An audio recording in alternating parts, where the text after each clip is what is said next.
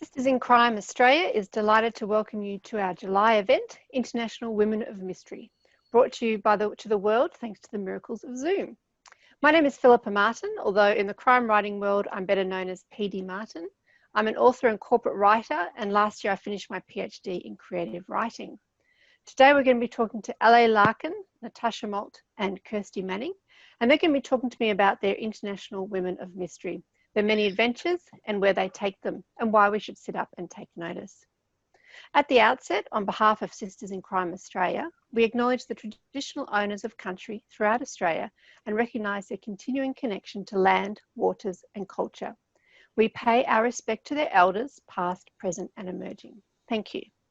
Now let me introduce you to the panel. A Larkin, otherwise known as Louisa, studied literature at the University of London's Royal Holloway College, graduating with honours. She now teaches mystery and thriller writing. She is the author of the Genesis Flaw, Thirst, Devour and Prey. She has been likened to Michael Crichton by The Guardian and to Alistair MacLean by The Times.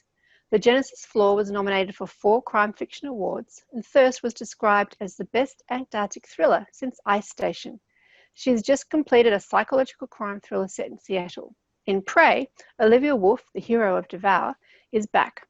Also under the name Louisa Bennett, she writes a series featuring Monty the dog detective. And this is Louisa's book that we're here to talk about, Prey. Our next panelist today is Natasha. Natasha Molt is a criminal policy lawyer and director of policy at the Law Council of Australia, specialising in criminal and national security law. She has published crime fiction reviews for the Canberra Times, and her short stories have been shortlisted twice for the Sisters in Crime Scarlet Stiletto Awards. In 2007, Natasha won a Varuna Longlines Mentorship for her first unpublished thriller manuscript. Recently, she completed her PhD in creative writing, which forms the basis of Cutting the Cord, her debut novel. And that is this one, Cutting the Cord. And our final panelist member today is Kirsty Manning. She has degrees in literature and communications and has worked as an editor and publishing manager for over a decade. Specialising in lifestyle and travel, her journalism and photography regularly appear in magazines, newspapers and online. Together with her husband, she is a partner in the award-winning Melbourne wine bar Bellotta and the Prince Wine Store in Melbourne and Sydney. The Lost Jewels, Allen and Unwin 2020, is her third historical mystery. Her first was The Midsummer Guard, out in 2017. Her second novel, The Jade Lily, came published in 2018 and tells the little-known story of Jewish refugees who fled to Shanghai during World War II. And this is Kirsty's novel. Okay, well, ladies, welcome everybody. Now we'll get down to the pointy end of it, the questions. So firstly, I want to talk to you all a little bit about your leading ladies. Your protagonists are all very strong women, but while they share that in common, they're also very different and draw strength from different backgrounds. Louisa, let's start with Olivia, an investigative journalist and the main character in your novel, Prey. Can you tell us a bit about her and where her strength comes from? Yes, so Olivia Wolfe is very driven to expose heinous crimes, corruption, and that drive to expose the truth inevitably gets her into trouble, into danger. And oftentimes she, because she's so blinkered in many ways about pursuing the truth, that she gets herself into trouble, but also the other characters around her. She's very much based on a real journalist who's now sadly no longer with us. When I say very much based, I mean that kind of drive and passion and putting your life in danger to expose something that you think is really, really important. Not in terms of the description of Olivia physically and how she presents herself, but is Marie Colvin, who used to work as a reporter, a war correspondent for the Times in London, and was incredibly brave and died in the siege of Homs a few years ago, actually reporting on the women and children and what was happening to them. And so that kind of real life, incredible bravery, putting her life in danger constantly to do that, really was a motive for me to create the Olivia Wolfe character. And the joy of an investigative journalist like her is I can send her off all over the world. And that for me is a real joy, because it means that I can take her to Antarctica, I can take her to South Africa, which is the setting for Prey primarily. Wherever I feel there's some kind of special story that she can get her teeth into. Great, thanks, Louisa. I'll talk now to Natasha. Your novel features Amira, who's grown up in a cult and has been trained as an assassin. Tell us a bit more about Amira and where her strength comes from. Sure, thanks, Phillipa, and thank you to my fellow panelists. It's great to be with you today. So Amira Knox is a 22-year-old terrorist. She's been trained since childhood to essentially be an assassin by the Authenticity Movement, which is led by the terrorist leader and her father, Henry. Mira is very much a reluctant assassin in many ways. She's very skilled and adept at what she does, but she is reluctant in the sense that she does seem to come out of that terrorist narrow worldview that she's been taught to believe in by touching out and reaching out to others in the world and exploring different worldviews. Her story, and what motivated me, I suppose, to write her story was an interest in looking at terrorism as a phenomenon from a different perspective to the one that I'm used to dealing with, which is mainly in the legal context. Professionally, I work on national security and terrorism laws, and I was very much interested in exploring terrorism from a different perspective, namely that from a protagonist who wants to disengage from terrorism and how they might go about that. So her journey is really exploring that disengagement process from terrorism and radicalisation. Okay. Thank you, Natasha. And finally, on to Kirsty. Your novel has two main characters across two different time zones, Kate and Esther, and I guess they're quite different to Prey and the protagonist in Natasha's novel, in that they're, I guess, less in-your-face strong. So did you want to tell us a little bit about them and where you think they get their strength from? Okay, thanks. As you mentioned, my story is set in multiple time frames, and my character Essie is she lives in London in 1912, and the story is based on the true story of the Cheapside Hoard, but mine is a fictionalized version of it. And she is on site the day the Cheapside Hoard is found, because her brother is what was called a navvy in London. So he was a general worker.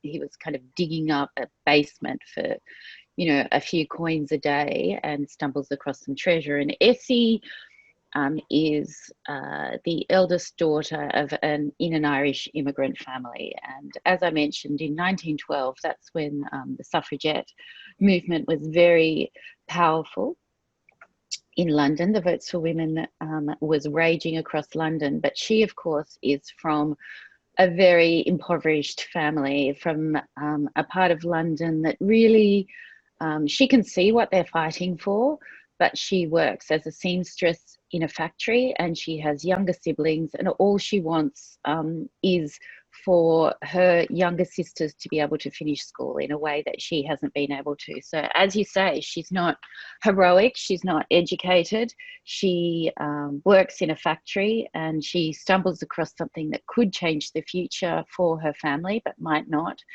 And her strength is, I guess, I wanted to contrast her because we've got the votes for women and voices for women happening in 1912, but the history of women in 1912, the impoverished classes, are very underrecorded, I would say, especially in that wealthy Edwardian era. These are women that quietly went about seeing that their families were well nourished, were educated, and they were the emotional and financial ballast of their family in the way that so many women have been through centuries, because her mother is drunk and fallen apart because children have died. There was typhoid, there was all sorts of diseases running rife in London at the time. One of her younger sisters has rickets. She needs braces for her legs. She needs to find the money to do it.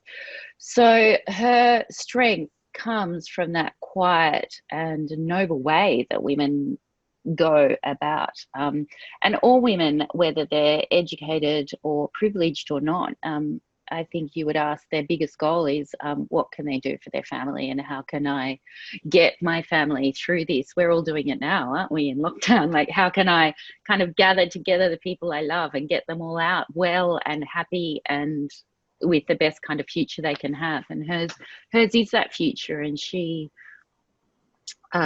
ends up making some big decisions and some big sacrifices that kind of filter through the generations. And that's where we meet Kate, my contemporary character, who is the great-granddaughter of Essie. Her family has become very privileged. They are in Boston. Her family are obviously Irish immigrants too. And she, I guess, is that direct descendant not only of the suffragette and the feminist movement, but her great-grandmother Essie, who showed that very quiet strength. And Kate has had a bit of a difficult time. She's divorced, but she's a jewelry historian, and she gets an opportunity to write a scoop on this precious jewelry exhibition, but also she wants to take the opportunity to go back and research her great-grandmother's past, because they never really spoke about what happened in London and why they left and how they ended up in America. So it's a story of migration. It's a story,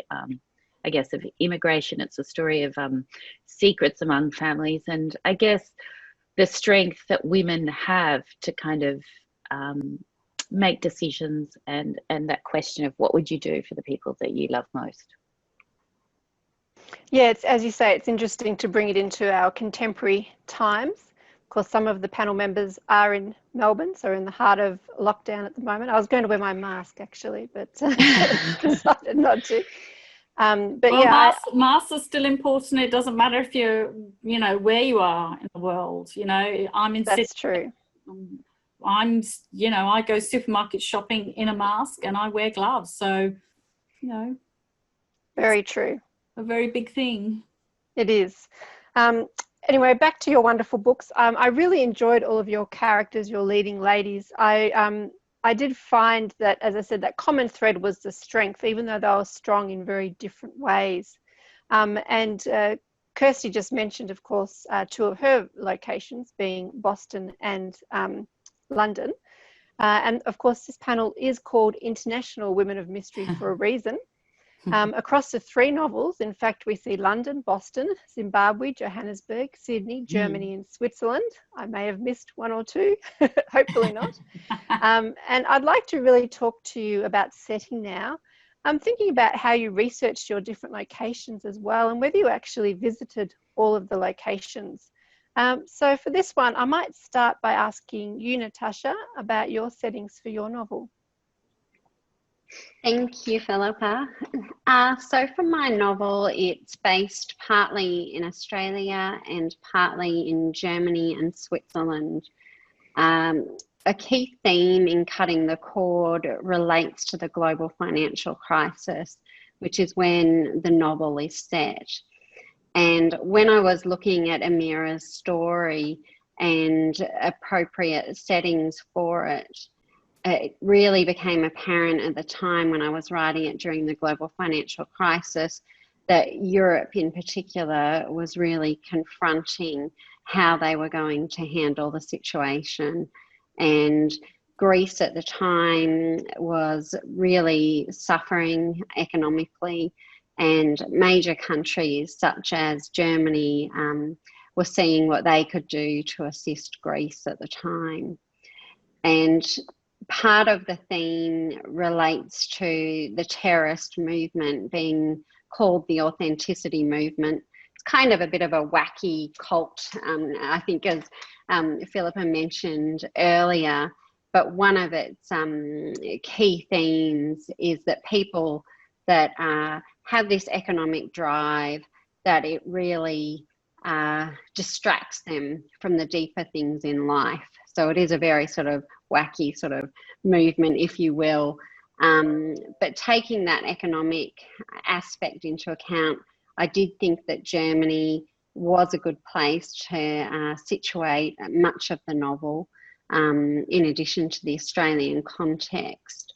And for researching those places, I did indeed go over to Europe, because what I find is that I can come up with all these different plot ideas, but if you want them to have a sense of realness about them, and if you want the settings to come alive on the page, it's much easier if you go to the places and visit them and get a sense of their natural character that they all have. So I've been to all of the places in the novel except one, and that's in Essen, Germany, where the opening scene takes place in the novel. But if you can, highly recommend for any writers to try to visit the places that you write. Of course, that's not always going to be possible, and so you'll, as I did with Essen, you try to do as much research as you can online or through books and so on. And how about you, Louisa? Did you go to all your locations for Prey? Yes. So Prey is primarily, it starts off in the UK, which is where Olivia Woolf is based as a journalist. And the part of London around Balham and so on, you know, I know very well. In terms of South Africa, I many years ago traveled through 9 countries of South Africa, Africa, you know, with pretty much a grotty tent that let mosquitoes in. This is my backpacker days, you know. And but it was the most amazing thing, and I fell in love with Africa totally. My heart. It was actually when I was traveling around the world, and my objective was to get to Australia, but I so fell in love with South Africa and the wildlife there that I almost didn't take the next step. I almost stayed there and trained as a ranger. And for various reasons I didn't, and I'm very glad I didn't, because now all these years later I'm living here, have a wonderful husband, love my life and so on. But it's really interesting, you know, like that sliding door moment where I could have, but I didn't. And I'm sure we've all had them. But the inspiration for Prey is about a topic that I feel very passionately about, and it's to do with conservation, animal conservation. And this particular one is a topic which I think most people around the world, if you said, oh, rhino poaching, they go, oh, yes, I know. Yeah, it's terrible. Yeah. But until I actually went there and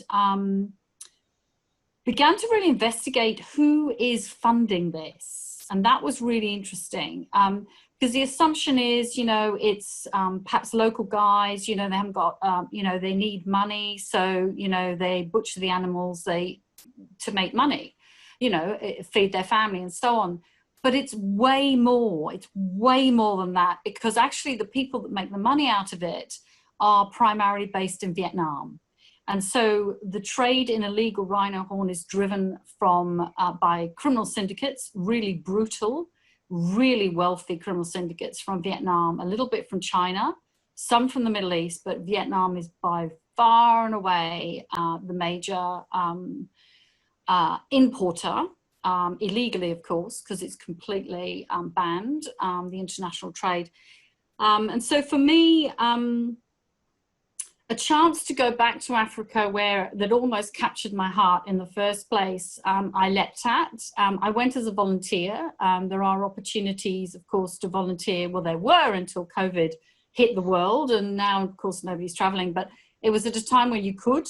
And I volunteered and went to a reserve to participate in the dehorning of rhino.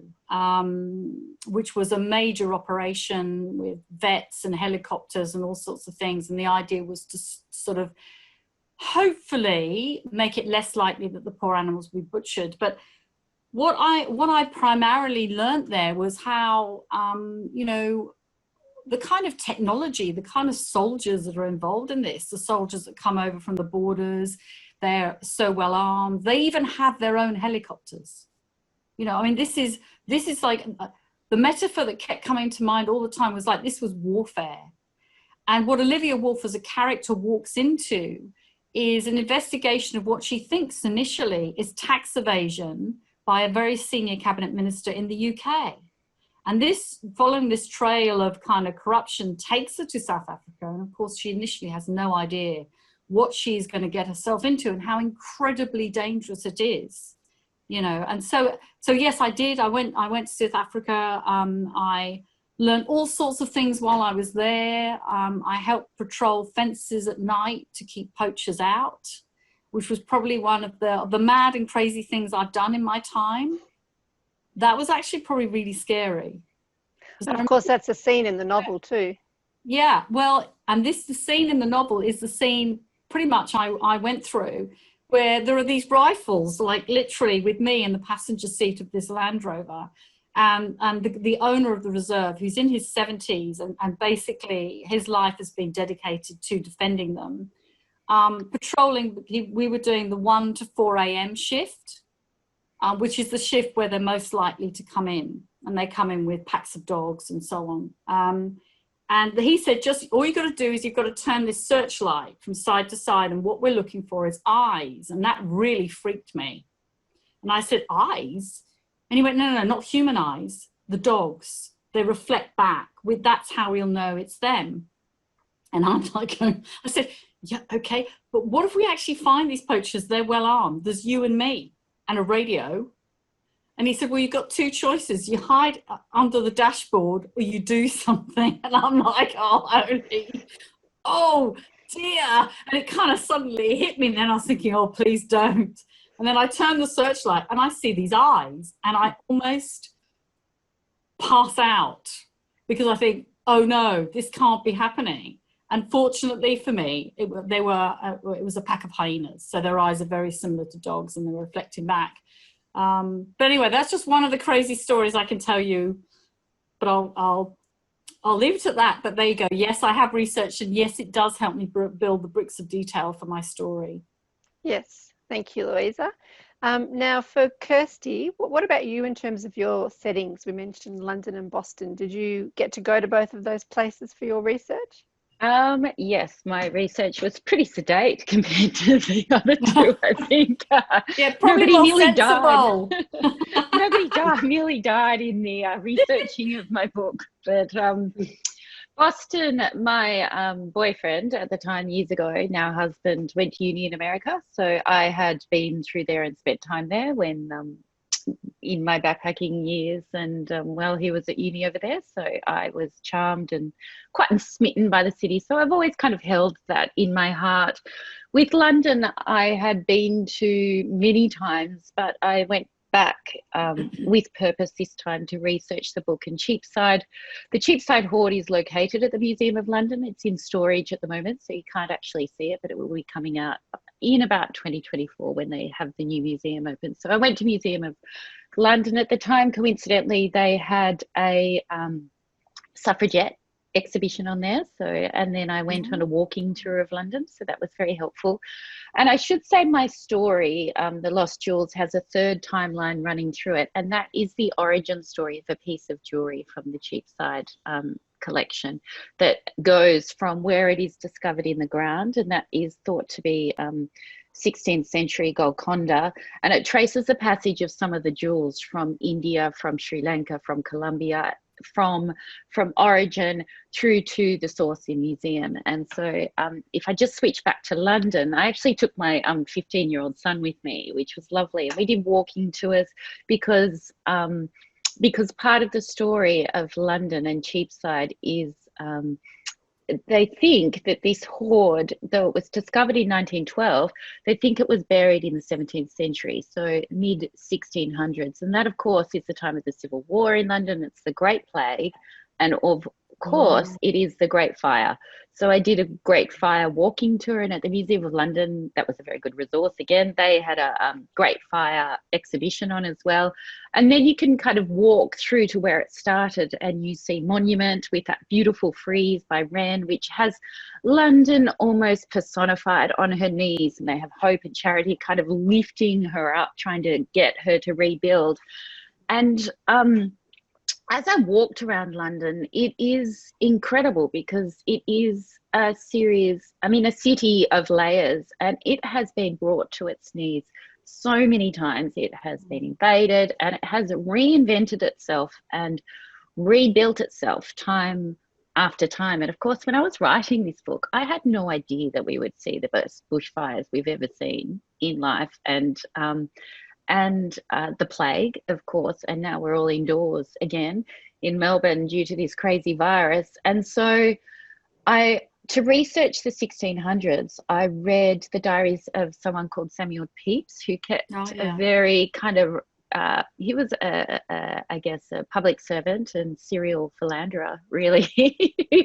He kept a pretty racy diary of his time in London in the 1600s, and he was there at the outbreak of the Great Fire, and he was a man after my own heart because he famously buried his red wine and parmesan cheese in his backyard and raced off to escape the fire, and then he came back and dug it up. He saved all the important things to him, but he also saved his diary. So I got to kind of experience the voice of the 1600s from I guess the aristocratic classes, and to get a sense of India in the 1600s. I read the journals of people who travelled to India at that time. So there was a merchant, a very famous merchant, Jean-Baptiste Tavernier, who did the Silk Trail, and he would go into the hidden valleys of India and trade, and then to the markets in Hyderabad in India and trade diamonds and rubies and emeralds. And of course,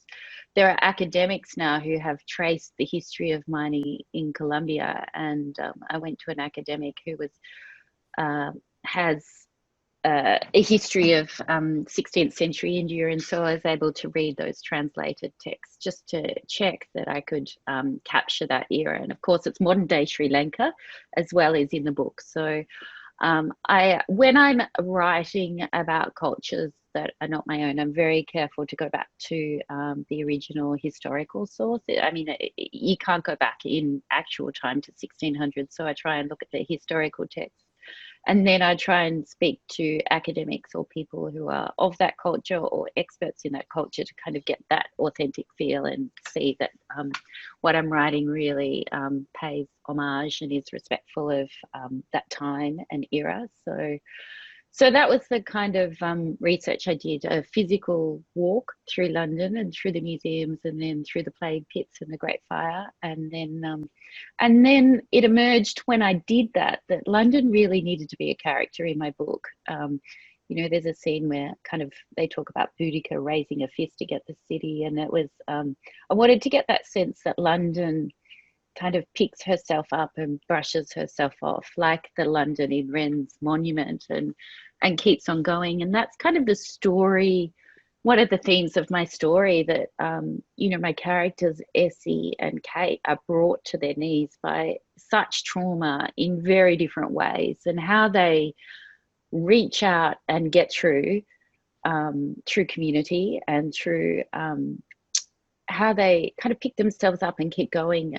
They lose people along the way. They lose people that are precious to them, and they have to change and reset like jewelry does right through the ages. It is redeveloped, it's melted down, and it's made to fit in with current times or current fashions, and people do that as they go, and generations do that. They reset, they do things differently, they do things smarter. And I think, you know, we're in the middle of one of those moments, and we're all having to reset a bit. So I think I didn't realize, but I look at my book now and I think people say I seem very relaxed during this whole COVID virus. I'm not sure that that's true at all. But I do know that because I spend a lot of my time researching history, history shows me that people do get up and do incredible things, and they keep going, and I think we'll be okay. And it will look different on the other side, but things will get better. So I think history shows us that, how to get back up again. Yes. Thank you, Kirsty. And the next thing I want to talk about is the origins of your stories. So thinking about, where the idea came from, or, and we've talked a little bit about the fact that, Kirsty, your story is based on the real Cheapside jewels, and that Louisa, yours is, kind of going back to an early memory from Africa and your passion in that area. So I want to talk to everyone a bit more about that. I might start off with you, Natasha, just in terms of where you got the idea for cutting the cord from. And I did note that it's also part of your PhD. So whether that's relevant to where the idea came from or not, I'm not sure, but we'd love to hear more. Thanks, Philippa. So the idea really came from a curiosity around a person who has a certain mindset, a certain worldview, and is groomed to be a terrorist. And then how would such a person disengage from that process? What would it take to actually make a person put that old life behind them, and what would it mean for them in terms of building a new identity, a new worldview, and essentially surviving in a world which would have previously looked very foreign. I think the curiosity for all of that really came about from the professional work that I do in criminal and national security law.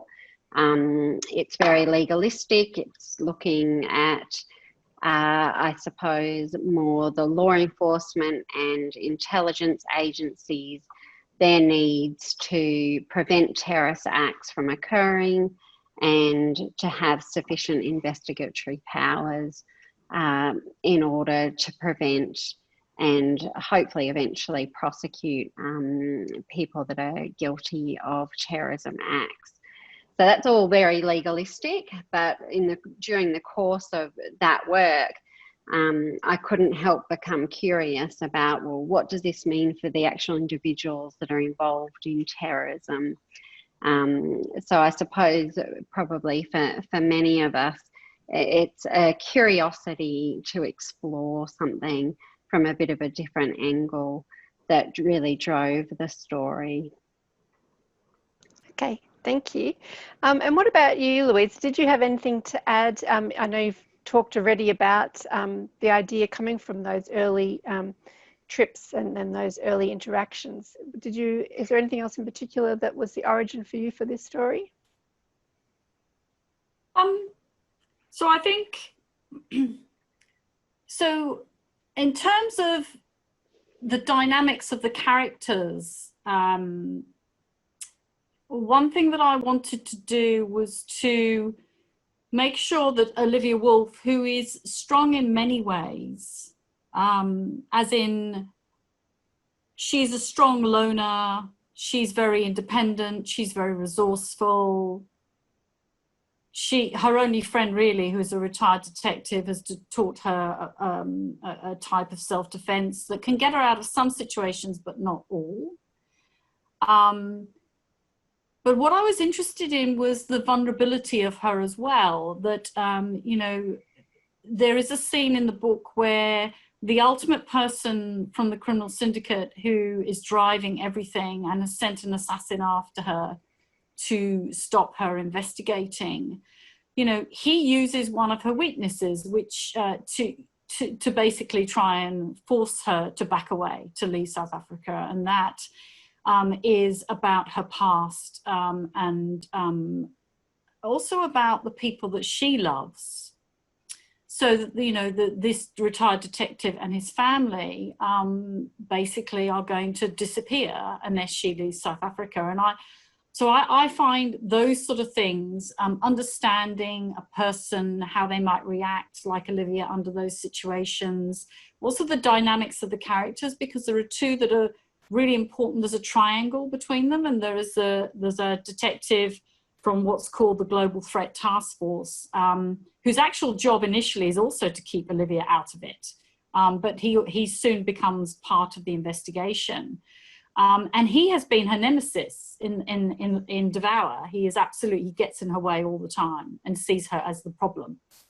And then there is the ex-lover, Vitaly Yoshkov, who is a Russian, who many people believe is a killer. And there's a dynamic between the three, and they all end up in a similar location in South Africa. So I found that dynamic very interesting, and trying to think about how this is going to shift. And I won't obviously give it away, but the dynamic between these three does shift quite astoundingly throughout the book. And then there is quite a big twist at the very end. At the very end, so don't read the last few pages of the book, you ruin it. So I found that interesting. In terms of policing, I'm very lucky, not just policing in the UK, but also internationally, to have a detective friend who seems to have friends all over the world in the right places, which is really great. And so, in terms of things like how assassins work and what they do and what they don't do, and how people can get in and out of countries and things like that, he was incredibly helpful. So, thank you, David, for your help on all that. So I think, look, I've already mentioned about sort of the rhino poaching and what inspired me. So I think I won't go over that too much, because I don't want to give too much of the book away. Yes, of course. Okay. And what about you, Kirsty? Again, you have mentioned that it was your novel's based on the Cheapside discovery of jewels, and which is a true story, inspired by a true story. Is that something you went looking for, or a story that you heard about and thought, I'd love to write this as a novel one day, or how did that come about? I actually stumbled across it when I was researching my previous book, Jade Lily, and I came across a review of the Cheapside Hoard, which was then on exhibit at the Museum of London, just in a random online newspaper article. And I just read some of the description of the jewels, and I looked at some of the pictures that dated from Byzantine times through to, as I said, the mid 17th century, and looked at the facts. Over 500 pieces of precious jewels buried in London in Cheapside. So right behind St Paul's Cathedral, almost off Foster's Lane, if you want to cite it. You can't actually see where it was buried because it's now like a Marks and Sparks, and it's the Louisa down the bottom where the basement, where it would have been dug up. So that was 1912. They were buried dug up. And if they were buried in 1666, the question that became very apparent to me is, you can research the history as a writer, obviously, of historical fiction, but the questions always arise in the gaps of history. And I just kept on asking myself, who would bury 500 pieces of jewelry and never return? Like, it just seemed to me craziness. But then if you look at the history, the war, the plague, the Great Fire, there's any number of reasons that somebody would walk away. But I'm thinking they were hoping to come back at some point, or somebody knew where they were. And so I thought that it's not the story of the burying, it's not the story of the jewels, but it's the story of why would you bury 500 pieces of jewelry and never return? So that I gave that question to Kate, and I made her a contemporary jewelry historian, and I set her on that task to answer that very question. So the book came about with that very simple question, and it kind of pulls all the different strands, the three kind of time frames together. Fantastic. Now, we're very short on time, but I'm just going to very quickly finish off by talking to you. So I'm assuming for you, Louisa, there'll be a third book featuring Olivia? Yes, so a third book is planned for Olivia. I'm off to another country. And the way that Prey ends suggests that there could be some quite major changes ahead of her, and a whole load of issues in terms with her relationships with Dan Kasburn and Vitaly Yashkov. So yes, the answer is yes, but at the moment I have the thriller that you mentioned, the one set in Seattle, so another location. In fact, it's actually mainly set on an isolated island that a community lives on outside Seattle, and the only way on and off the island is a ferry. And I love islands. Islands are great places to isolate characters because they're beautiful when everything's going well. If you happen to have, you know, a troll turned serial killer on that island, then that can all turn really nasty very fast. So there's that going on in the background, and I've been asked to write another novel set in America. So that's very exciting. So there's quite a lot of things bubbling on, and on top of that, there's a Monty dog detective. Oh, Monty. Yay!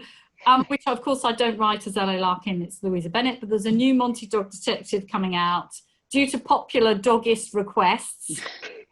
So if you're a dog lover and you've got, and by the way, that's humour. It's not anything like what I normally write. It's pathos and humour.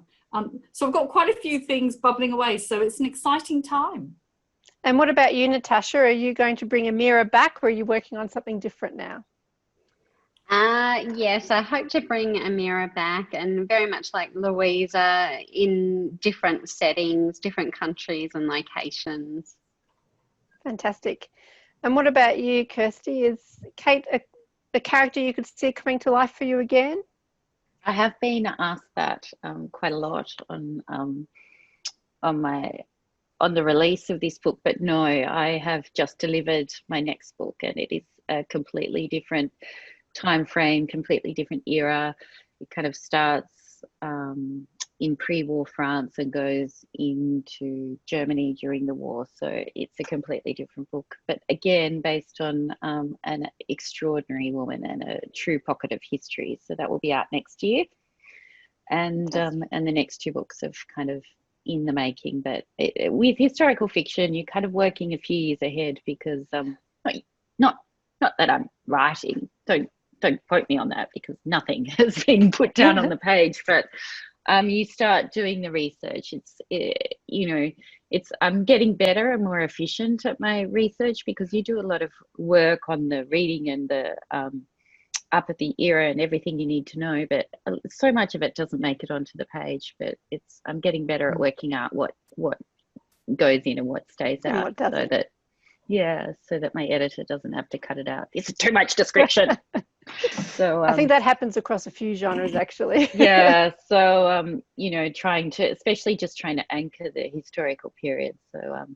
So I read a lot, and now it's more getting the character in my head and the story in my head, and seeing, I guess, because I'm writing about events that are real, it's a very careful dance you have to do, because you have to really honor the people whose story it is without taking away or belittling or sensationalizing it. You really have to be quite respectful of those who have lived through the era or have dealt with a loss that you write about I write about in some kind of way. So I find that a fine line to tread.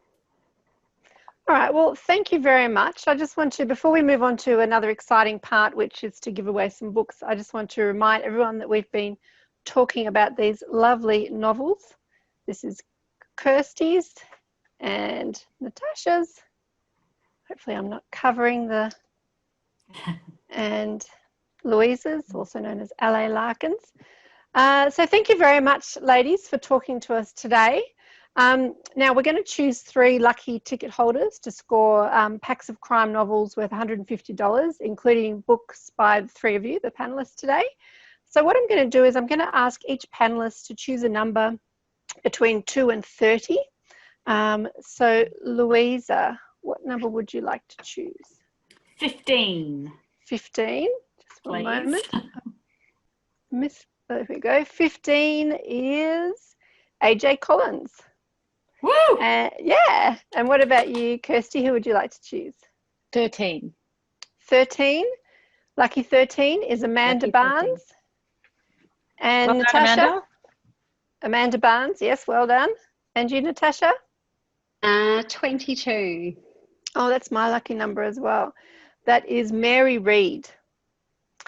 So those people will all be winning some books. You can buy all of the panellists' books from the Sisters in Crime's long-term supporter, the Sun Bookshop, which now also has an online service. And just a reminder that on Sisters in Crime's YouTube channel, you'll also find the Murder Mondays interviews with both Australian and overseas crime authors, including Val McDermott and Kathy Reichs, and soon Sarah Paratsky and Anne Cleves. Sisters in Crime's next panel will be Zoomed, will be Watery Graves on Friday, the 28th of August.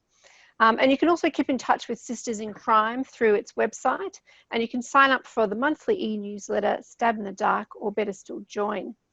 You can also follow Sisters in Crime on Facebook, Twitter and Instagram. So I'd like to give one final thanks to you all for spending your time today to chat to us about your wonderful novels. So thank you very much. Thanks, Louisa. Thank you. No, thank you for all your hard work putting this all together. It was great. Thank you. Thank you. Thanks, Kirsty. It's great. Thank you. It's great to meet the other panelists virtually, yes. Hopefully in real life. Yes, great to meet you One too. day. And thanks to you too, Natasha. Thank you, everyone. Okay, thanks everyone. Stay strong, stay safe and keep reading.